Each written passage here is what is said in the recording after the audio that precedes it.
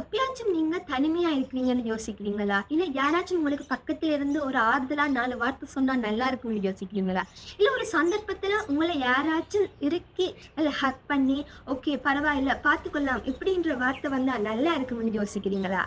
ஏன் நாங்க அடுத்தவங்கள்ட்ட இருந்து எதிர்பார்க்கணும்? நான் சொல்ற சின்ன விஷயத்த ஒருக்கா ட்ரை பண்ணி பாருங்க. உங்களுக்கு இப்படி எல்லாம் வர்ற ஒரு எதிர்மறை சிந்தனையின் போது என்ன செய்யுங்கன்னா, உங்க ரூம்ல இருக்கிற கண்ணாடிலயோ, இல்லாட்டிக்கு எங்கேயாச்சும் ஒரு யாருமே இல்லாத ஒரு சூழல்ல போய் நின்று உங்கள நீங்க இறுக்கி ஹக் பண்ணிக்கொள்ளுங்க.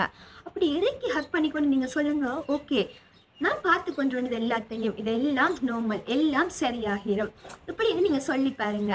அந்த டைம்ல என்ன நடக்கும்னா, உங்களோட உடம்புல ஆக்சிடோசின் என்ற ஒரு ஹார்மோன் வந்து சுரக்கும். ஸோ இந்த ஹார்மோன் அப்படின்னு சொன்னா, இது சுரக்கிற அந்த தருணத்துல நீங்க தனிமை என்ற ஃபீல எடுக்க மாட்டீங்க. எப்பயுமே உங்கள சுத்தி ஒரு பாதுகாப்பு ஒன்று இருக்கின்றத நீங்க ஃபீல் பண்ணுவீங்க. ஏன் நாங்க அடுத்தவங்கள்ட்டேருந்து இந்த சின்ன சின்ன விஷயங்களையும் எதிர்பார்க்கணும். எங்களுக்கு நாங்க தானே எப்பயும் துணை. கஷ்டம் வந்தாலும், சந்தோஷம் வந்தாலும் சில வேளையில நாங்கள் தான் எங்களுக்கு துணைன்றத நாங்க நம்பணும். ஒருக்கா நான் சொன்ன இந்த விஷயத்த ட்ரை பண்ணி பாருங்க. லைஃப்ல நிறைய சேஞ்சஸ் உங்களுக்குள்ள ஏற்படும்.